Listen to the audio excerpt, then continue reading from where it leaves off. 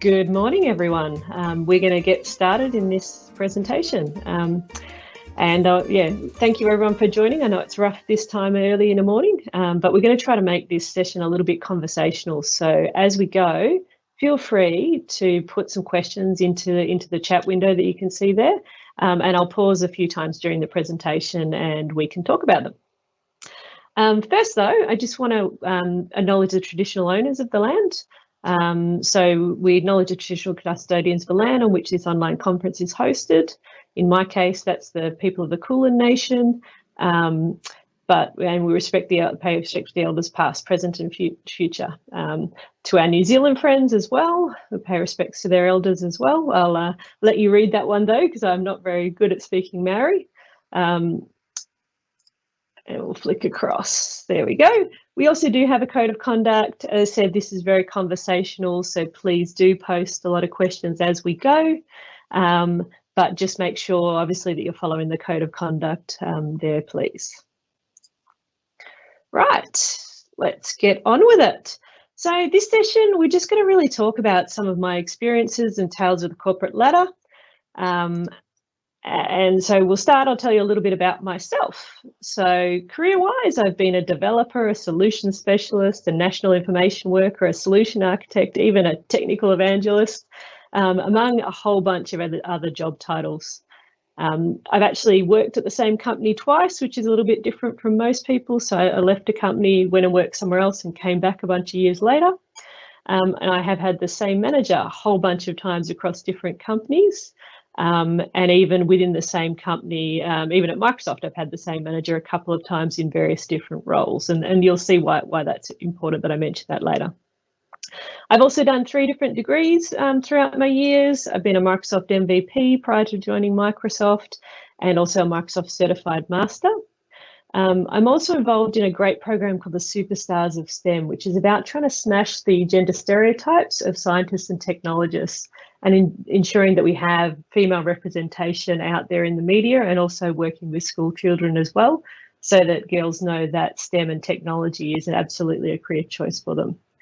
And as well as that, I'm also part of an initiative called SheEO, where we practice radical generosity to help female-led startups.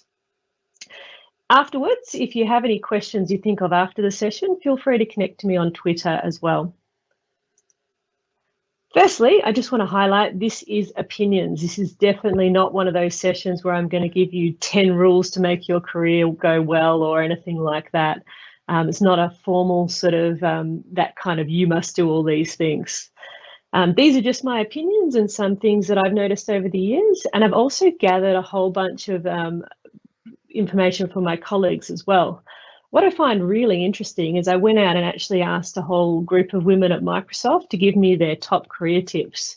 And I didn't actually coach them at all. So I didn't say, you know, person A, make sure your tips in this area, person B, make sure your tips in this other area. What I think you'll notice, though, as we go through them, is every single person has actually come up with a different tip. And that's quite interesting that everyone's different. Everyone's top career tip is something that's quite different. There is a little overlap between the two, but the most important things to each person, even though we're all in that same group, is something separate. And so hopefully you'll find that as we go through, even if there's a couple of these tips that don't apply to you, you'll find some that do. And, you know, definitely think about how these things might apply in your case, and then have a chat and ask some questions as we go. So let's get into it. One of the things I wanted to start with is that it's not luck that got me this job. This is kind of interesting. When I started working, especially at Microsoft, it's very common that we say, I'm so lucky to work at Microsoft. And a little while ago, someone questioned me on that, and they said, exactly what part of the hiring process of getting you that job was luck? And that kind of took me back a little bit. And I thought, oh, that's a strange question. You think about it, and it wasn't luck. And the fact that people like me say we're lucky to work at Microsoft, that can sound like it's going to gloss over all the different work that we've actually put in to apply for these jobs, right? So what really got me the job is a bunch of tips that you'll hear later. The networking, years of learning, making sure that I'm out there online and on social and doing all these kind of things. So one of the things that I'm trying to shift to say is that I'm privileged to work at Microsoft, especially in obviously these pandemic times where there's so many people out of work. It is an absolutely amazing place to work. But it is a lot of work to get into a large corporation like that where hundreds of people are applying. So I'm trying to shift that kind of mindset and say, do you know what? We don't get these jobs, particularly mid-career, by luck. It's about applying all these kind of tips that we go through. And one related tip to that, we're going to try to play a video from Carly Scott Murphy, and she'll give her top career tip. Hi, everybody. My name's Carly Scott Murphy, and I'm one of the GBBs or Global Black Belts here at Microsoft, and I work with the Workplace Analytics product. Elaine's asked me to share a few tips from a careers perspective, and having come from a background in recruitment and HR, I think I have a good point of view from both sides of the fence. So the first thing is about LinkedIn and making sure you've got your LinkedIn profile up to date, and really keep it fresh with examples of your work and the responsibilities that you have. I think having that up to date is really important because people do check out your profile all the time. And for me, networks have played a big part in my career. I think the last time I actually got a job that I applied for was back in 2001, and every other job I've had since then has really come from my networks and having a profile that's out there and people finding me and approaching me for jobs. So that's one of the key things I'd say. If we're on the topic of LinkedIn too, I'd really say if you are going to reach out and connect to people on LinkedIn and expand your network, please, please, please make sure you personalize that invitation. The one thing I hate most is people connecting with me and not saying where they found me or why they want to connect with me. So I think if you can do that, that will take you a long way. Anyway, hope these tips helped, and good luck with your career. And certainly that tip from Carly really matches my career as well. I think it was, well, I'm going to say more than 10 years ago, was the last time I went online and looked for a job. Every career opportunity I've had since then has actually been someone approaching me, whether that was someone I'd worked with before or someone, you know, that's familiar with my profile, and they've actually asked me to apply for the job, with the exception of one time, probably a little more than 10 years ago, when I actually did the opposite. I actually wanted to move from a particular company. And so I reached out to several of my key people in my network and I said, do you have any roles that would be of interest to me, rather than going and looking for that job online. And so it's really important that you have that social network built. These days, you know, as someone that has been involved in hiring processes, it's not unusual that we receive now hundreds of applications for a single job. And so you really need that way to stand out, and being able to come in with a referral from somebody, being connected to people you know, and having that online profile really does make a difference. So it's definitely something that I think is really important to highlight as well. The other thing I wanted to talk about is I have imposter syndrome. So it's really interesting, right? I've had these scenarios where hiring managers have actually reached out to me and said, oh, I think I have a role in my team that you would have the skill that you would be interested in, and would you like to apply? And even in those scenarios at companies, there is still a recruitment process that you have to go through. And that's really important, actually. I would put a bit of a red flag up if you do get offered a job without having to do any kind of interviews or any kind of process. Mainly because those interviews are as much about you learning more about the role and the team that you're going to move into, as well as them talking to you and learning your skills. So I've gone into that kind of process where people are interviewing me, and you know, sometimes even people that I know are interviewing me, and I've still had that thought of, oh, maybe I can't do this job. Oh, I don't think I have the skills. Should I pull out? Should I drop out of this process? And I've had that with many other things throughout my career as well, whether that's, you know, someone offers me the opportunity to get up on a big stage and do a presentation in front of a lot of people, or things like this. I hate doing recorded presentations without audiences that I can look at.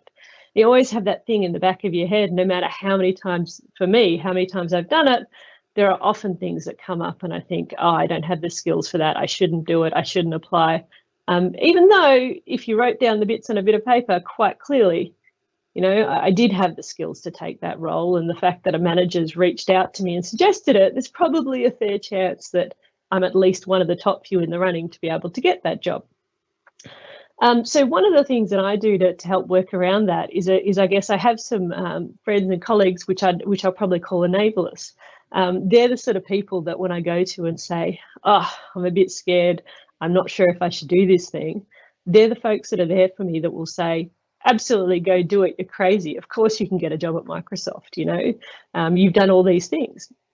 And that's really, really helpful to me to have those enablers that kind of push you and say, yep, go do the thing. You know, get over your imposter syndrome and get up and do it. And then afterwards, when I've made that leap, it's always, you know, a great achievement, something that I'm looking forward to doing. And so along those lines, now I'm going to play a career tip from Michelle. Hi, my name is Michelle Sanford. I work for Microsoft. I'm also the chairman of the Australian Computer Society in WA. And I'm a TEDx speaker, and I'm a mentor for She Codes, for Muses Code.js, and for Girls Programming Network. My career tip for you is always say yes to opportunities that scare you, and always say no to busy work. So there's always a lot of confusion, I think, for women about whether to say yes and whether to say no for stuff. You'll hear on a lot of panels women saying the problem is that they said yes to everything and they just got buried in everyone else's admin, and, you know, work that just keeps you bogged down for days, where your colleagues are then being recognised for glorious things, and you're doing all the legwork for them and you don't get any recognition. So they say don't say yes, but in fact that's wrong. It's that you shouldn't say yes to that kind of work. You should say yes to the stuff that you think you can't do, and then learn how to do it. So there's loads of stuff that someone will say to you, could you be on a panel for this? Could you talk about that? Could you go in and do this thing? And your first thought, your automatic thought is, no, I can't do that. I don't know how to do that. I'm scared there's surely someone better than me that can do that. And you say no, and then someone else steps in and takes that opportunity, and they get a lot of credit and a lot of praise for it. And you sit there trying to learn that thing in the background, but there isn't really any pressure on you to learn that thing anymore, because there's no upcoming event by which you need to perform that thing at. So you never learn it, and you just get again bogged down with all the busy work and admin. So look at your opportunities, say yes to the ones that scare you, because it means they challenge you, and it means that they're likely to be career changes for you. And say no to the ones that bore you and you think you can do them already, because that is likely to be someone else's busy work that they just want to fob off on you. Don't get buried in that. Those are my 2 top tips for career. Hope they help. So Michelle is definitely one of those people that I put in that enabler category. You know, you heard her at the start of that tip mentioning the mentoring she does, and she's really great at pushing people to present at events, among a lot of other things that people often are afraid of. And you know, that's really important, doing those things that scare you, not the busy work. And it doesn't just, you know, obviously she noted that often does apply to women, but I think it applies right across the board. When you're new to a team, sometimes you suddenly find that you're the one that's always being asked to take notes in the meeting, or to get the coffee, or to organise the lunch, and those kind of tasks, which is what we call busy work. And you know, or you might be being asked to organise the panel, but you don't even get to get up on stage and do that introduction or those other pieces. So it's really important. Think about your choices. You know, if someone comes to you and says, can you do something? and your automatic fear is, no, I can't, there's no way I could do it, think about how you can change that around and think, maybe I could do it, but what support do I have? Particularly if you've taken Carly's tip up earlier in the presentation, you've started to build this great network of people. Often the answer is, yes, I could do it, but I need support from person X, Y, or Z that I've connected with and that I know. And then you can actually jump at some of these amazing opportunities and do the things that scare you, because they usually are those game changers, like Michelle noted. So on that note, I've never had a 10-year plan. If you have a 10-year career plan, that's amazing. There's definitely a bunch of people I know that have these really detailed plans, and they know exactly where they want to be when, and they adjust them as things change, and they're very scheduled like that. I'm completely the opposite end of that. I think, you know, I sort of give the excuse, obviously, that 10 years is probably a decade in cloud technology terms. Sorry, 100 years in cloud technology terms, 10 years is a decade. You know, and so it's very hard to know exactly what's going to happen, even in a 2-year cycle of what's happening in our industry, thinking obviously of the present times as well. But that doesn't mean I don't have goals, right? So despite the fact that I don't have a formal 10, 5 or 2-year career plan, I have set myself goals over time of things that I'd like to achieve. And then what I've tried to do is position myself to be able to get some of those things that scare me come up, you know, that opportunity to say, hey, would you like to jump into this different position, or would you like to do this very large thing? And then I've said yes and jumped at it. And really that's my way of how I like to progress through things. And the other thing that I look for is, if I'm doing the same thing for a very long period of time, to me, that's where I lose the opportunity to grow. Not that I necessarily need to jump around every single second, but I want to be always learning new things, and that's very important to me. That's why I've got 3 different degrees. So I've done everything from you know, a formal computer science degree through to my last degree, which was a Master's in Business Administration, concentrating more on those business sides of pieces. I've also done all this, you know, self-study. At the moment, I'm looking into a whole bunch on quantum computing because I find that absolutely fascinating. So for me, it's about making sure I'm spending so much time at work every day that as part of those jobs and the things that I'm doing, I'm getting opportunities to grow my skills, and I'm filling in some of those skill gaps through training, formal training, informal training, mentoring and working through people, and then practicing those skills in the roles. As Michelle sort of mentioned, if you actually just try to take that approach of, I'm never going to do that thing till I'm ready, it's very hard to acquire 100% of the skills you need just by, you know, sitting at home and practicing coding or practicing presenting or all those kind of things. You have to take the leap and actually do it to be able to acquire those skills and get things going. The other reason I don't have a 10-year plan is a lot of those kind of things, once you try something very different, sometimes it's not like you expected. You might jump into a particular role at an organisation, or you might change and do something different, and you suddenly realise after about 6 months of doing it that it's actually not something that you're passionate about and you want to take a different path, and that's completely fine too. Even if you do have one of those formal plans, I would say just adjust it as things change. Try those new opportunities, and if they don't suit, don't be afraid to go and try something different either. Yeah. All right, we're going to pause just for a little second to give you all a chance to enter the competition for week 2. And you do that by scanning the QR code.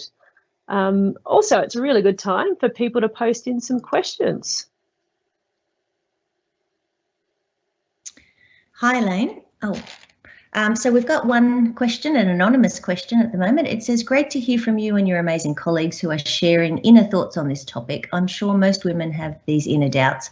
I certainly do, so thank you. I'm inspired. Oh, it's not a question, it's a comment, but a fabulous one. Yes. So if anyone else does have any questions, please put them up. But in the meantime, we'll just say how fabulous this comment is, because yeah, I'm actually really enjoying hearing what you've got to share, which is great. I think a lot of women do, you know, sort of put themselves down and worry that we're not totally up for things and therefore not take on the challenges that we really need. Yeah, absolutely. And I think, you know, wow, that's a perfect time. I can just see a comment that says, do you think male colleagues feel this self-doubt? Yeah, that's actually what I was going to say as well. Absolutely. When we look at some of the statistics that we see, certainly there is more of a, you know, we do see it more commonly in certain genders. But honestly, I think a lot of that is how some of the information is reflected. Sometimes it can be people in certain male friendship groups might be used to being a bit more brash and pretending they're not scared and not being so vulnerable. But when you talk to them, you know, certainly when I've been behind the stage at very large Microsoft events, you'll see right across the board, everyone's quite nervous. And, you know, it can be really surprising to see who that person is that's thinking, oh, this is going to be a terrible presentation, even though you've seen them hundreds of times before doing a fantastic job. So, yeah, I do think it applies right across the board. And it's something just to keep a check on for everybody. If you're scared about something, why are you scared and what can you do to change that? Should you be grabbing that opportunity? And most of the time the answer will be yes. Awesome. Okay, and yep, there isn't any other questions or comments at this point. Awesome. Well, as we go, yeah, feel free. We'll pause again a little bit later. I'd love to get more questions that come in, but we'll get on with the presentation. Okay, feedback is important, but don't burn too many bridges. Certainly across my career, particularly because I've been specialised in Microsoft technology, it's a very small world sometimes. I have worked with colleagues across, you know, some of them now we're talking 3-4 different companies where we've actually worked together. Even people that have not worked together directly within a company, you know, will often go to a particular customer site or, you know, be at a conference and you see the same people over and over again.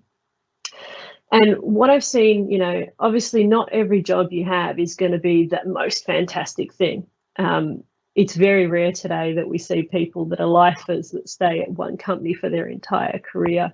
Most of us are moving from company to company over time, and there's always a reason why you're leaving that company.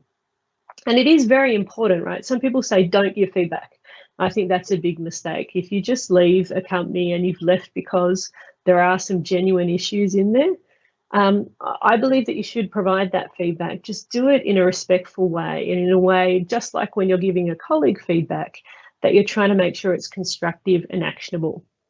I have unfortunately seen multiple times people that have burnt bridges and gone out really in a nasty way from a particular company through doing some activities on their exit that has caused some issues.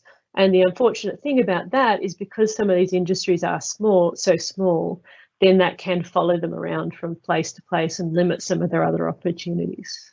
So I really think feedback is important, but that has to be done in the right way. And certainly in my case, I left a particular company earlier on in my career when they were quite small and we sort of grown rapidly, and there was some of those growing pains. And a few of us left and gave some feedback, and between, you know, a bunch of that feedback that was given over the next few years, and I'm sure, you know, there was a lot of other reasons why this was done, the organisation actually actioned all that feedback. And then a couple of years later, I came back and worked at the same company, which is, you know, only something you can do, I guess, if you've kept that relationship going with the people that you work with, you've been polite, you've given constructive feedback, but also you can see that an organisation is willing to change. So definitely make sure you give that feedback. Just think carefully about how you're phrasing it and how you're making it constructive. And if you are in a situation where you've had a very negative feedback, you know, it's kind of like that old saying, if you can't say something, let's say constructive, don't say anything at all. That's fine as well. You're not required to give feedback when you leave a company. So if you are in a particular situation where you're in distress, you know, it's okay to leave it quietly and just deal with that outside. It's not required to give feedback in those particular scenarios. Now, this particular one is a written tip. So this is from Esma, and I'll just give you a second to read through that.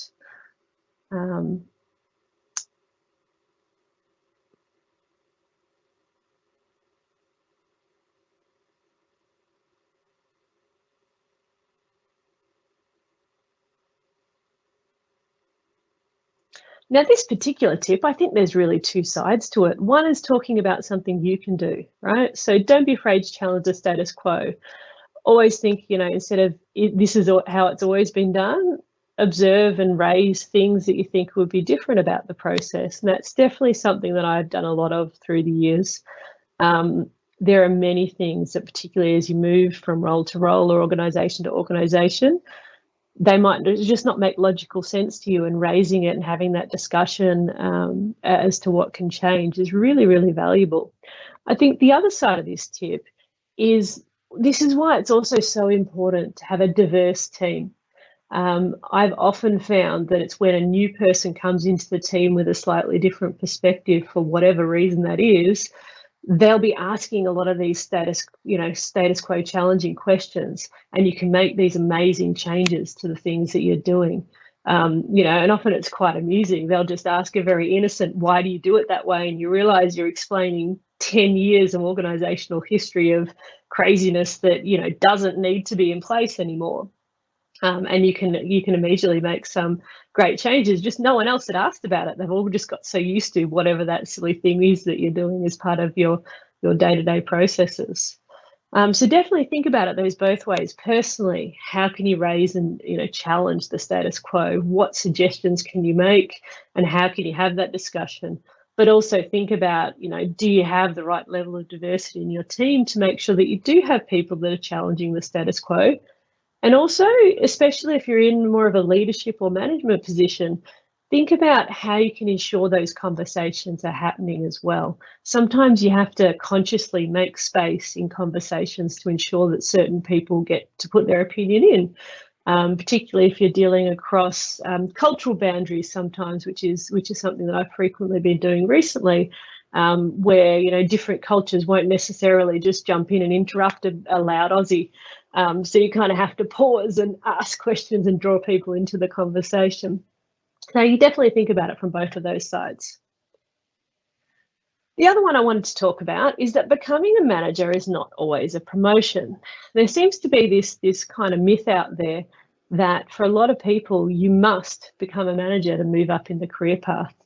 And the reason I've said it's not always a promotion is there are definitely some organisations that have quite a glass ceiling, where if you're what I call an individual contributor, so someone that does high profile work but doesn't manage people, you hit a certain point where you are struggling to increase your salary or to move up that kind of corporate ladder. But increasingly, most organisations now, there are actually a lot of leadership positions that you can have that don't require you to manage people. And I think that's really important because, particularly if we talk about my world, the technical world, a great coder may be a terrible manager and vice versa. There are some people that have both skills, but there are a lot of people that are really skilled in one area or another. And so, there's definitely a lot of scenarios where I've been in where I've actually managed people that earn more salary than I do. And that's not one of those, there was a diversity salary problem or anything like that. It's simply the fact is I was managing someone with years more experience than me that has really specialised skills and was a super valuable contributor to the organisation. And so it's completely fine. Most places now, it is not that kind of hierarchy where the person managing is the highest paid and always does those kind of things. So, it shouldn't be the case that you feel you have to manage people to be able to get a promotion.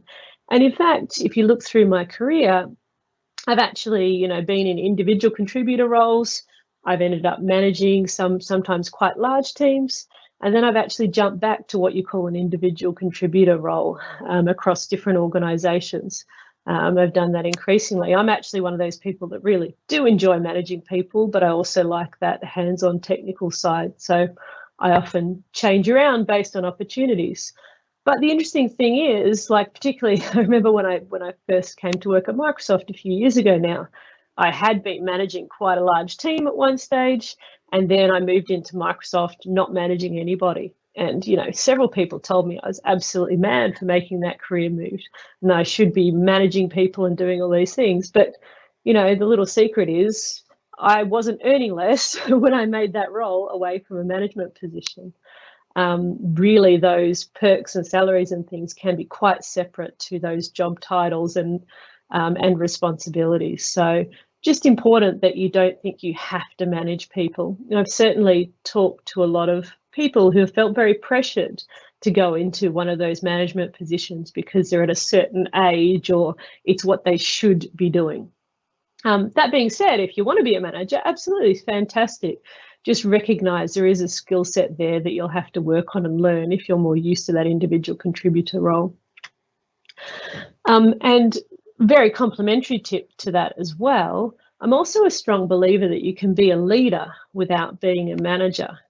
That leadership kind of role that you can take where you're influencing other people, you're controlling or changing strategy of an organisation is not dependent on you having a job title that says something manager. That's really about a bunch of skills that you have and a bunch of reputation that you've built up and pieces that you've done in those kind of areas. In some ways, being a leader without the job title that says people have to, in theory, listen to you, some people could consider that to be something that's a little bit more difficult to do. But really, really the sweet spot is if you can be both a great leader and a great manager. They're certainly the most enjoyable people that I've worked for over the years. But it is important to recognise the leadership skills and the manager skills can be quite separate depending on your organisation structure as well. All right, now we're going to hear another tip. So let's play this one. Hi, if you're looking to transition into a product management role, I want to share an interview tip with you. It is good to start looking at a given problem from two different lenses. First, who is the customer? And secondly, what will be the success metric for it? I do that all the time. I'll be in the parking lot and I'll see people struggling to find an empty spot. And I'll think, how can this experience be made better? Who am I making this experience better for? And how can the success be measured? These kind of scenarios show up all the time, so you can train yourself to think this way.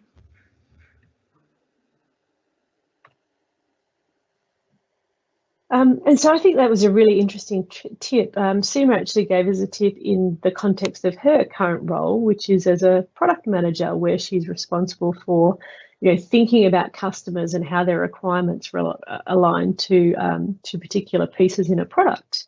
I actually think that tip can be applied very, very broadly across people's career paths as well. Certainly, I think it's really interesting for many roles to focus on who is using the thing that you're building or what is the reason you're doing this particular piece for. But I also suggest to a lot of people that they bring up what is the success criteria for a role as they go through those interview processes. You'll often find, particularly as organisations change around a lot, you might be interviewing for a role and the success criteria is not very clear for what you're going to achieve.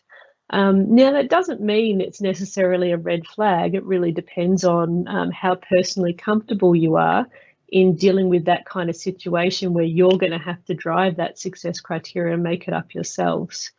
Certainly, there are a lot of people that feel more comfortable with a well-defined role. And so asking those questions around what is that success criteria is very, very important. It also becomes important in these days of, obviously I've worked across the tech industry, so I can't talk for how other industries work. But often there are these complex, bonus schemes and all kinds of other things that tie to particular success criteria that people have in roles. And depending on how they're actually laid out, that success criteria may or may not be likely to be achieved. And so it's important you have that questioning up front and that you know how comfortable you are dealing with whatever success criteria is going to be applied to your role or not. And it's also not just an interview kind of tip, right? Because things do change all the time. And one thing I've quite enjoyed working at Microsoft is we have these regular performance kind of conversations that are happening right throughout at scheduled times of the year. And we always sit down and we have these meetings with our managers and we think about what are all the things we've done during the year How can we contribute to how have we personally been successful? How can we contribute to the success of others? And also a bunch of other criteria based on your particular role. And what that means is you're actually having that discussion throughout the year as the time goes, and you can make those adjustments if you need to. You know, sometimes, back to Michelle's tip, you'll suddenly find that you've spent a whole bunch of time on all this busy work and all those great larger achievements that you wanted to do that you put in your career plan at the start of the financial year, you haven't actually delivered on some of those. And if you don't have those performance discussions and checked in until, you know, it's end of financial year and you're sort of being judged on that criteria, it's too late for you to change everything, and that's when it often leads to a bunch of discontent as well. So having that clear, ideally measurable kind of success criteria laid out, and then discussing it as you go through the management process with your manager and whoever else is relevant in your team is really, really important. Another one I wanted to talk about is doing your research. It's really important that as you move roles within the same organisations, or especially when you move different organisations, you do your research and find out a bit about what's happening. This is also important if you're wanting to build your network and you're wanting to talk to people about the opportunities that might be out there. One thing that I found recently is there are a number of people that have reached out to me and they've said, oh, I'm interested in applying for a job at Microsoft, which is fine. And so then we'll have a conversation and we'll sort of chat. And my first question is usually why? And the interesting thing is when we've sort of had that conversation with some people, that it's really all they know at Microsoft at that point in time is they've seen a corporate logo and maybe, you know, a few news stories, but they're not really aware of how the organisation works.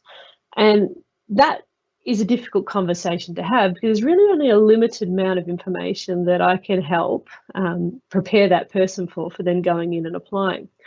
The great conversations I've had around that are when someone's come to me and said, hey, I think I want to work at Microsoft.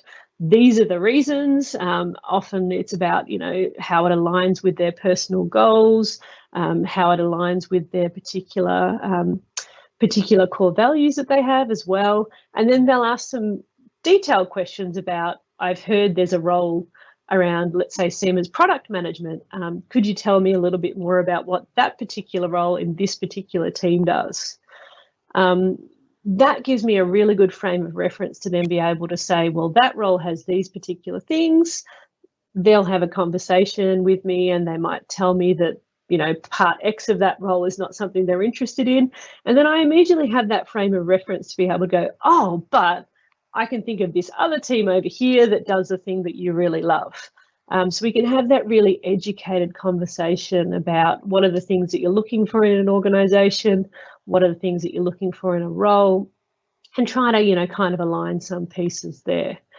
And then, you know, I come out of the conversation as someone that feels like I've really been able to provide some value to that person. Whereas, you know, when we have the discussion about I want to work at Microsoft because I've heard it's a, you know, interesting company, I sometimes get a free coffee, but I don't feel like I've, you know, provided as much potentially good, valuable advice as I could have in a more educated conversation. I also encourage people to do that piece of reaching out to people as well, though, because I do think that's really important. If you look at people's corporate websites and you read their values and see all the press releases that they're pushing out, that is great information. It is important to do that as you're looking at changing organisations, because you really do get a sense of where an organisation is focusing. But you don't necessarily get an idea of the day-to-day and what are the things that are happening behind the scenes. Having that one-on-one conversation with someone that will have a coffee with you is really, really invaluable. So definitely do your research in both of those ways. Try to learn a bit about the organisation or the division or the role that you're changing to if you're looking within the same organisation. Do that bit of research and then reach out. See if someone will have a coffee or a lunch or whatever, you know, catch up just for a chat. Even in these times, we've been doing some online coffee chats with people. And get to know a bit more about that place. Then you can be informed as part of that process. So let's now play a tip from Colleen. afternoon. My name is Colleen Maguire. I am the Go-to-Market Strategy Lead for Services here in Australia, and I've been asked to share a couple of my career tips. First of all, I am personally proud of my career. It is something that I think is something that you need to own and is something you should be proud of, and not for anybody else really to judge. Couple of tips that have helped me along in my career development. Number one, always be authentic and bring in vulnerability.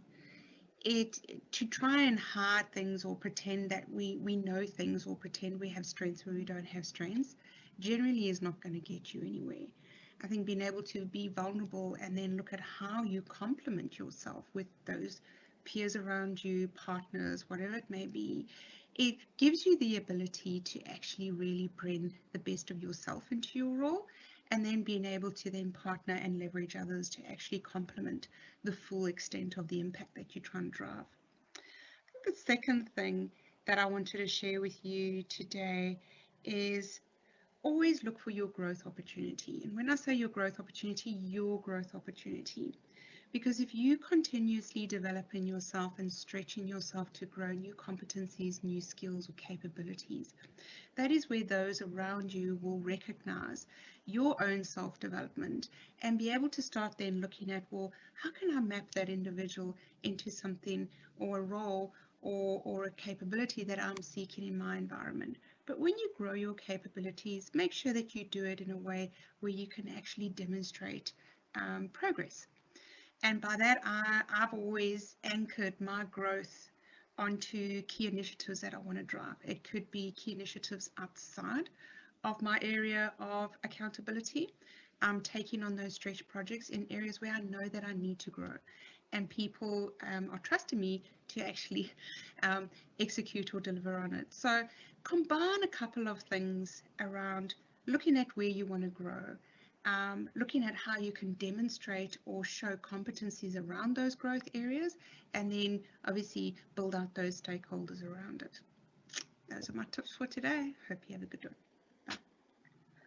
There's definitely a couple of good different parts of that tip. I really love the be your authentic self. Certainly, you know, I can remember back to my first interviews that I did when I was new in the industry and when I first went to work, and you know, I'm pretty sure I turned up at those interviews wearing a skirt and a, you know, lovely kind of florally shirt, or I think I even had a white shirt I used to wear to some of those, and that is not my fashion sense at all. You know, that was something that I felt I had to dress a certain way because that was what was demanded. As I've worked through my career, I've learned that if you're hiding a bunch of things to get that job, the more of that you do, often you'll find that, you know, you might not be happy in that role anyway. If you're the sort of person like me that likes to rock up at work in a shirt and, you know, t-shirt and jeans, obviously if I'm going to an interview kind of process, I will dress nicely. I won't wear ripped jeans. You know, I may wear suit pants and those kind of things, but I'm certainly not going to dress up in a women's power suit and a set of pearls. You know, if it's that kind of place that would require me to dress in that particular way, which is not my authentic self, I'm not going to be happy working there long term as well. So it's important to think about, you know, can you be your authentic self at the kind of place you're working in? And obviously I know this is quite a privileged conversation. There are certainly some times where you might say, I'm going to do this thing and, you know, just to get a job because I need something right now, which is absolutely something that people have had to do at various career stages. But just keep in mind that if you are doing that, you know, you're generally not going to be happy long term. So it's a good thing to also then, after you've got that role for that period of time, looking at where and what other job opportunities you can have as your next growth opportunity, where you can be more of your authentic self. We just spend so much time at work throughout the day and, you know, talking with our colleagues and doing all these kind of things. If you can't share a bit of your authentic self, then long term you're going to find that to be quite difficult. You know, I've got so many friends that I've become great friends with over the years that I've worked with, because we've been able to chat and, you know, have a really good bit of fun. It's, you know, that's something that's important to me as you move on. So definitely do that. So think about, you know, can you be your authentic self at the organisation you're chatting to? Can you share a bit of that? And, you know, if they ask you certain questions, you know, there often can be a red flag if you're a female in the industry and you're the only female that's been going into that team or that part of the business. That can be fine. I've certainly been in that situation, and I've had some awesome times working in those teams. But I've made sure that I've asked some very specific questions during that interview process when that is the scenario, to make sure that I'm not going to be put into a nasty kind of situation where I'm going to be expected to, you know, teach the whole team about diversity when that's not my job. My job's to write code. So that's an important piece to go through.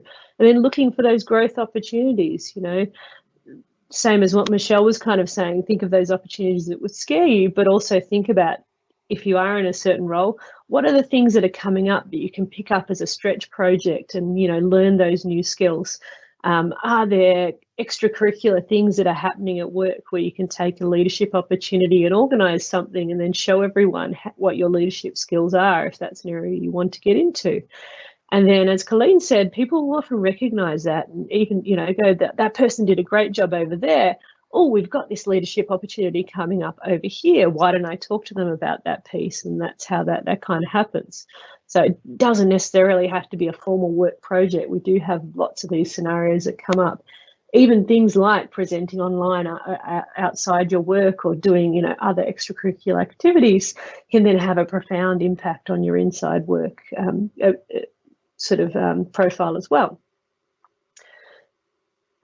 Still see there's not many other questions coming in. We you know, we're getting towards the end of the presentation, so please do put a few questions in. We've got a bit of time where we can answer a few more, and I'll keep talking to these points while you do.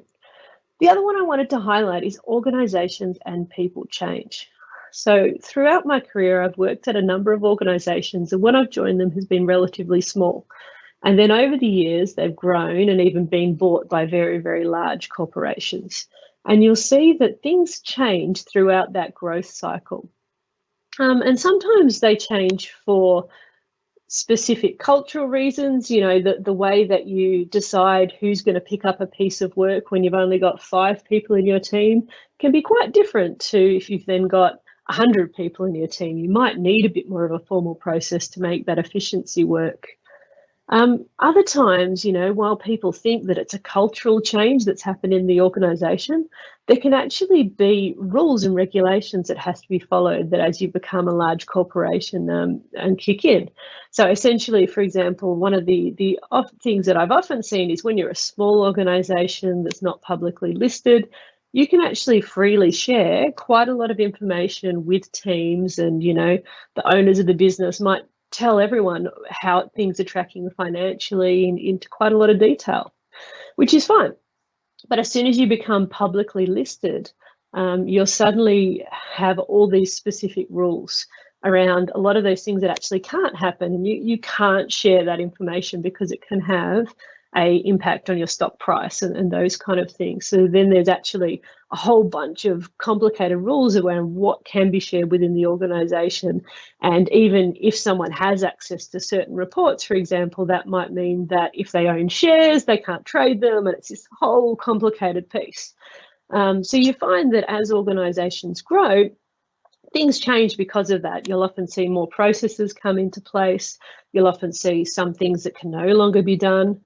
But then you'll also see organisations change for different reasons.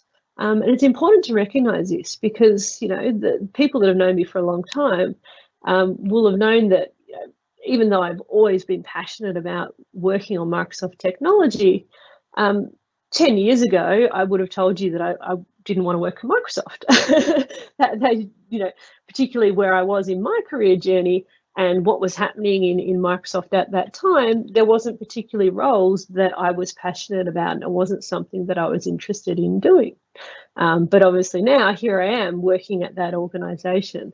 And the two things that have happened in that time is both I've changed. So, you know, I'm at a different career stage. I'm looking for different sorts of opportunities and different pieces, but also Microsoft as an organisation has changed dramatically over that time as well. So now there's alignment of both my personal values and Microsoft, and it's a place that, if you ask me now, I'd say I never want to leave working at Microsoft. And so it's important to recognise that as you grow through different career stages, you might seek different opportunities, and that's completely fine. And think about how that happens. Back in my early career, I remember, coding all night on stuff, and it was absolutely fantastic, and I had a ball. Right now, that's not something that I'd want to be doing all the time. That's just not where my head's at the moment. So think about, what are your values, what's important to you at this point in time, and is the role or the organisation aligned with that? And what that means as well is sometimes you'll find that you're working at a particular organisation and that organisation is changing in a particular way, or you're changing in a particular way where those pieces are no longer aligned either. And that might mean you need to start looking for other opportunities outside the business. Absolutely give feedback internally, and don't be afraid to challenge the status quo, like Esma said, and definitely you can make changes. But if you're no longer aligned with what the company messaging is that's coming right from the top, that's not something you're going to be able to change the whole company philosophy. And that's where you should be looking to see what else you can do elsewhere. And definitely people change as well. So sometimes as somebody I've worked with very early on in my career and, maybe had a bad or a good experience, and you 10 years later, you might cross paths with them again. They may not be the same person in terms of their values and how they work at that point in time either. So keep that in mind. And, I'd say give both the benefit of the doubt. If you've had a bad or good experience previously, reevaluate it if a significant bunch of time has changed since you last dealt with that person or talked to that organisation. Also, experts might not be the best mentor. This is one of the interesting things when you're thinking about how you're going to do some of those growth opportunities, how you're going to jump at some of those things that scare you. One of the best ways to get help with some of those pieces is to find someone that can mentor you through the areas that you're concerned about. But the reason I say experts might not be the best mentor is because it really depends on what you're looking at. For example, I've had several people ask me, how should they learn to code? The truth is, I can't remember. I don't know how I learnt to code, really. It was a very, very long time ago for me. And so it's quite a distant memory. I can talk about how I learn new skills and pick up skills now, but that's with a very different lens because I have a certain set of base skills and I'm building on top of them. So in that particular case, what I often say to people is that I try to align them and chat to somebody that learnt to code 1 or 2 years ago and they have that fresh memory of how they actually did those bits and pieces. So, often some of the best mentors is someone that's recently learnt the skill that you're trying to acquire because they have more of that recent memory where they can talk about those pieces. Then there's also the difference between a mentor and a sponsor. So a sponsor is someone that actually then helps you get those opportunities and kind of pushes you or recommends you for different pieces. And so, there can be some of those different times where an expert might be a great mentor, maybe a great sponsor for you to be able to get those opportunities and then take your skills and actually apply them. But they might not be the best mentor for trying to explain, help you through that. How do I learn something?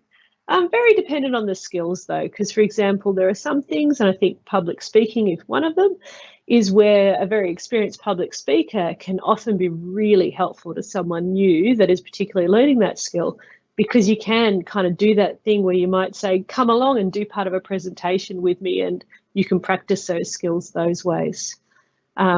So yeah, think about when you're trying to fill in those skill gaps and when you're trying to pick mentors, pick people that have recently learned those skills if it's relevant, and also understand when you're looking for a sponsor rather than a mentor.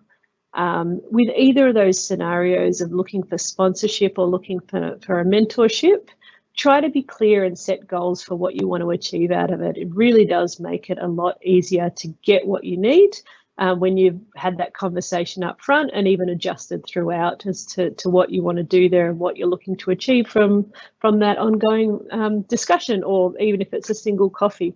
You know, if you're clear up front what you want to get out of the discussion, it's always going to go a lot better.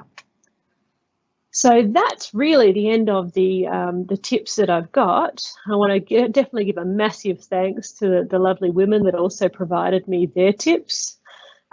Please do reach out to them, and feel free to reach out to me. As Carly said at the start, when you're doing that LinkedIn connection, spend a little bit of time and just personalize that invitation. You'll find that if you drop something in there that says, you know, I saw your video in this presentation, or I was at that presentation, you'll automatically get an accept on the connection request. Whereas if you just hit send, you know, sometimes if you don't have mutual connections, it can be a little bit more difficult to get it connected.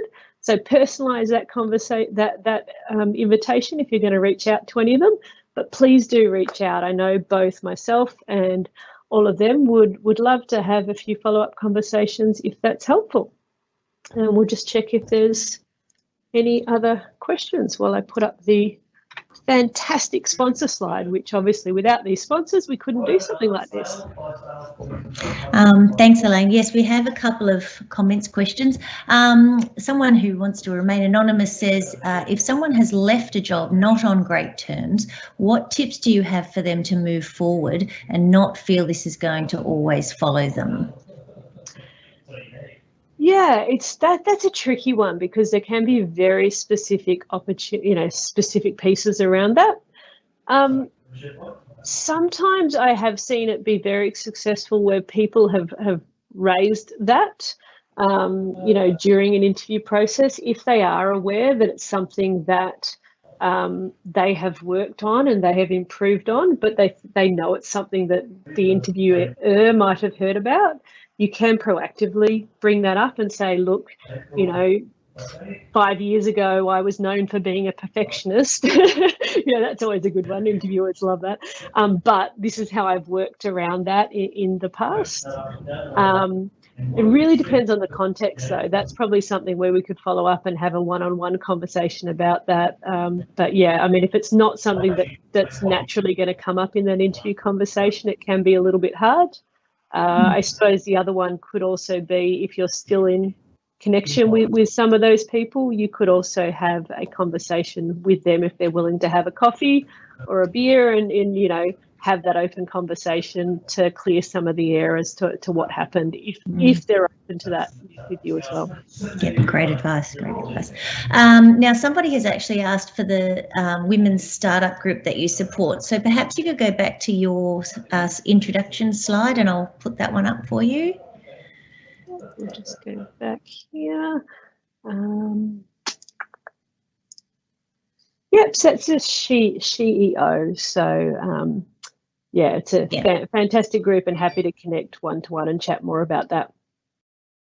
Okay, great. And then we just have a couple of thanks. Thank you for some great tips. Looking forward to watching the recording. This has been fantastic. Thank you.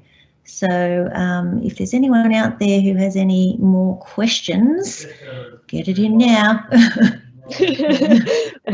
We're just on 10 a.m. now. So yeah, we can close it off, and you know, you'll find me on LinkedIn, you'll find me on Twitter. I'm not difficult to find online. So any other questions, reach out and we can always connect up for a virtual coffee. Great. Well, thank you very much for your presentation, Elaine. It was really interesting. Thank you. Okay, see you.